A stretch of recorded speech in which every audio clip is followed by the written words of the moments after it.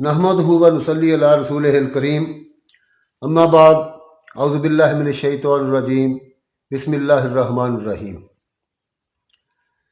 पिछले 2 दिन से जो हम गुफ्तगू कर रहे हैं वो हजूर ख्वाजा ख्वाजगान हज़रत ख्वाजा मुइनुद्दीन चिश्ती अजमेरी रहमतुल्लाह अलैह के एक मकतूब जो उन्होंने अपने खलीफा अरशद हज़रत ख्वाजा बख्तियार काकी रहमतुल्लाह अलैह के नाम लिखा था, उसके मंदरजात के मुतल्लिक, उसके मंदरजात से मुताबिक हम जो है ये गुफ्तगू कर रहे हैं, जो इस्लाम के 5 अरकान यानी कलमा तैयब, नमाज, रोज़ा, ज़कात और हज के मुतल्लिक है।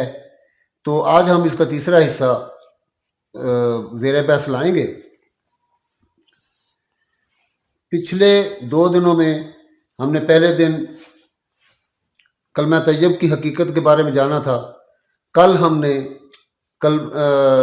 हमने दूसरे रुकन नमाज के मुतल्लिक यानी सलात के मुतल्लिक हमने इल्म हासिल किया था। आज हमारा मौजू है रोज़ा। तो हजूर ख्वाजा ख्वाजगान हज़रत ख्वाजा मुइनुद्दीन चिश्ती अजमेरी रहमतुल्लाह अलैह ने अपने मकतूब में लिखा, ये वाज़े करता चलूँ जो जिन लोगों ने पिछले हमारे जो महफिलें अटेंड नहीं की हैं, जो महफिलें जिन लोगों की पिछली महफिलों में हाज़िरी नहीं हुई, तो उनके लिए, जो नए आने वाले दोस्त हैं, उनके लिए ये मर्ज़ करता चलूँ कि ये मकतूब जिससे हम ये सारा इल्म हासिल कर रहे हैं, हजूर ख्वाजा ख्वाजगान हज़रत ख्वाजा मुइनुद्दीन चिश्ती अजमेरी रहमतुल्लाह अलैह ने अपने खलीफा अरशद हज़रत कुतुबुद्दीन बख्तियार काकी रहमतुल्लाह अलैह को लिखा था। और उसमें हजूर ख्वाजा साहब अपने एक रूहानी फैज़ से मुतल्लिक जो आगाह फरमा रहे हैं अपने खलीफा अरशद को, और उसमें हजूर नबी करीम सल्लल्लाहु अलैहि वसल्लम के इरशादात पर ये सारी चीज़ मबनी है जो उनको रूहानी तौर पर अता हुए हैं। तो आज हम रोज़ा की हकीकत के बारे में जानेंगे। तो मकतूब में ख्वाजा साहब रकम तराज हैं कि ए उमर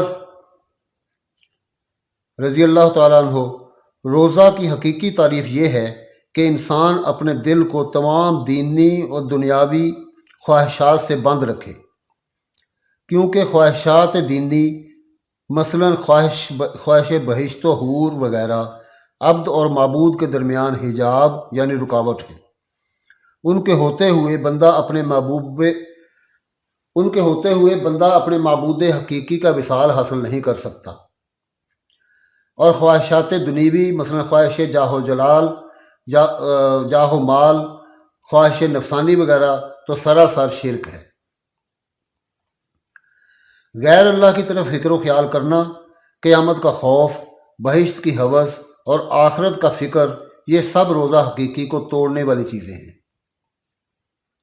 रोज़ा हकीकी तब दुरुस्त रह सकता है जबकि इंसान खुदा के सिवा हर चीज़ को अपने दिल से फरामोश कर दे, यानी गैर अल्लाह का इसे मुतलिक इल्म ना रहे और हर किस्म की उम्मीदें और हर तरह का खौफ अपने दिल से निकाल डाले। नबी करीम सल्लल्लाहु अलैहि वसल्लम ने इरशाद फरमाया, रगबत अम्मा दूनिल्लाह, यानी अल्लाह ताला के सिवा किसी चीज़ का दीदार मुझे मतलूब नहीं। रोज़ा हकीकी का इफ्तार सिर्फ दीदार इलाही है। नबी अकरम सल्लल्लाहु अलैहि वसल्लम ने फरमाया, सूमू बेरुयतिही व अफ्तरू बेरुयतिही। ए उमर रज़ी अल्लाह अन्हु, रोज़ा हकीकी की इब्तिदा भी दीदार इलाही से होती है और इंतहा भी दीदार इलाही पर होगी। ए उमर, रोज़ा हकीकी की इब्तिदा और इंतहा बखूबी जहन नशीन कर लेनी चाहिए, यानी जानना चाहिए कि रोज़ा हकीकी किस चीज़ से रखा जाता है और किस चीज़ पर इफ्तार किया जाता है। सो वाज़े हो कि रोज़ा हकीकी की इब्तिदा ये है कि इंसान बतदरीज मारफत इलाही हासिल कर ले, और इसकी इंतहा यानी इफ्तार ये है کہ قیامت میں اسے دیدار الہی نصیب ہو۔ ارشاد نبوی صلی اللہ علیہ وآلہ وسلم ہے کہ للصائم فرحتان فرحتہ عند الافطار وفرحۃ عند لقاء ربہ، یعنی روزہ دار کے لیے دو خوشیاں ہیں، ایک افطار کے وقت، دوسری دیدار الہی کے وقت۔ اے عمر رضی اللہ تعالیٰ عنہ، عوام کے روزے میں پہلا روزہ ہے اور آخر میں افطار، لیکن حقیقی روزے میں اول افطار ہے اور آخر میں روزہ ہے۔ دیکھو مجذوب سالک جو کہ خدا رسیدہ ہیں، وہ ہمیشہ صائم یعنی روزہ دار رہتے ہیں، کسی وقت بھی ان کا افطار نہیں ہوتا، کیونکہ روزہ حقیقی کے لیے افطار شرط نہیں، لیکن افطار کے لیے روزہ شرط ہے۔ یعنی واصلان الہی کے لیے یہ شرط نہیں کہ کبھی روزہ رکھو اور افطار کرو، وہ ہمیشہ ہی روزہ دار رہتے ہیں۔ اے عمر رضی اللہ تعالیٰ عنہ، تمام لوگ روزہ رکھتے ہیں جس میں کھانے پینے اور جماع سے اجتناب کرنا پڑتا ہے، یہ حقیقی روزہ نہیں بلکہ یہ روزہ مجازی ہے۔ فنا کے یہ معنی ہیں کہ اسرار الہی ان کو حاصل نہیں ہوئے، وہ زینت ظاہری میں مبتلا ہیں اور حقیقت سے بے بہرا، لیکن اس مجازی روزے میں غیر اللہ کا ترک نہیں ہوتا، اور تمام خطرات نفسانی و انسانی اس میں حائل ہوتے رہتے ہیں۔ ایسے روزے داروں کے قول و فعل سب غیر اللہ ہے۔ ایسا روزہ یعنی مجازی ہرگز ہرگز حقیقی اور رحمانی نہیں ہو سکتا۔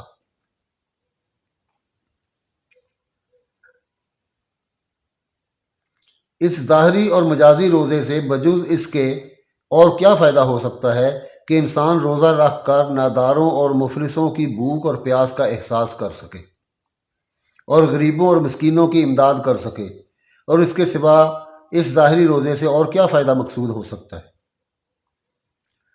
نبی کریم علیہ الصلوۃ والسلام کا ارشاد فیض بنیاد ہے کہ من لا شیخ لہو لا دین لہو ومن لا دین لہو لا عرفان لہو ومن لا عرفان لہو لا حزب لہو ومن لا حزب لہو لا انس لہو ومن لا انس لہو لا مولا لہو، یعنی بے مرشد بے دین ہوتا ہے، اور بے دین معرفت الہی سے بے بہرا ہوتا ہے، اور جو معرفت الہی سے کورا ہو اس کا کسی صحیح جماعت سے تعلق نہیں ہوتا، اور جس کا کسی صحیح جماعت سے تعلق نہ ہو اس کا کوئی مونس و غمخوار نہیں ہوتا، اور جس کا کوئی مونس و غمخوار نہ ہو اس کا کوئی دوست یار نہیں ہوتا۔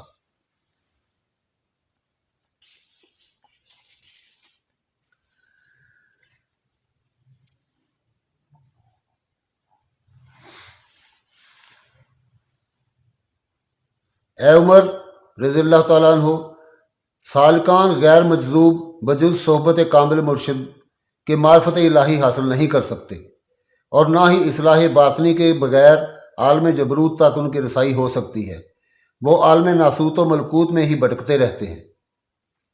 یہ لوگ شہوت پرست اور طالب شہرت ہیں۔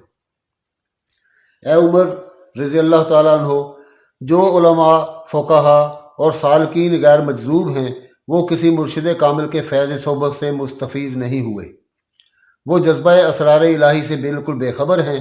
یہ لوگ دنیوی عذیب اور شہوت نفسانی کے پیچھے مارے مارے پھرتے ہیں، گو وہ جبہ اور دستار اور صوفیہ اقبار کے جامہ میں ملبوس ہوتے ہیں، لیکن در حقیقت ان کی اندرونی حالت یہ ہوتی ہے کہ وہ حرص و ہوا دنیوی اور خواہشات نفسانی میں گرفتار ہوتے ہیں۔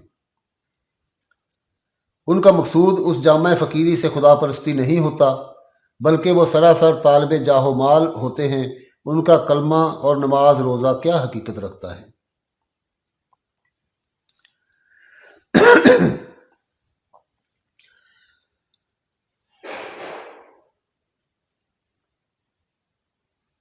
تو ناظرین، پیارے بھائیوں، یہ ہے روزہ کی حقیقت۔ اس بارے میں مزید عرض ہے کہ جو شخص محقق سالکوں کے زمرے میں داخل ہو جائے اور معرفت الہی میں پایا کمال تک پہنچ جائے، اس پر فرض اور لازم ہو جاتا ہے کہ وہ اپنی ہستی اور خودی کو یکسر مٹا دے۔ مٹا دے اپنی ہستی کو اگر کچھ مرتبہ چاہے، کہ دانہ خاک میں مل کر گل و گلزار ہوتا ہے۔ جو لوگ اپنی خودی کو نہیں مٹاتے، خواہ وہ صوفیانہ لباس میں ملبوس ہوں، لیکن وہ منزل عرفان میں قدم نہیں رکھ سکتے۔ انسان معرفت الہی کی منزل تک اسی وقت پہنچ سکتا ہے جب تک کہ وہ اپنی خودی اور ہستی یکسر فراموش نہ کر دے اور محض ذات الہی اس کا ہر دم مطلوب نہ ہو۔ تو حاضرین، آج کے لیے اتنا ہی کافی ہے۔ کل انشاءاللہ تعالی ہم چوتھے رکن یعنی زکوٰۃ کے متعلق گفتگو کریں گے۔ امید ہے کہ آپ اس گفتگو سے، اس محفل سے کچھ نہ کچھ فیض حاصل کر رہے ہوں گے۔ تو کوشش کریں کہ جو کچھ سنا جائے، جو کچھ آپ کے سامنے بیان کیا جائے، اس پر عمل کرنے کی بھی کوشش کریں، اور اللہ تعالیٰ آپ سب کو اس پر عمل کرنے کی توفیق عطا فرمائے، اور آپ سب کی دعاؤں سے اور آپ سب کے صدقے سے اور حضور نبی کریم صلی اللہ علیہ وآلہ وسلم کے وسیلہ جلیلہ سے اس فقیر پر بھی اللہ تعالیٰ اپنے رحم و کرم فرمائے۔ آمین یا رب العالمین۔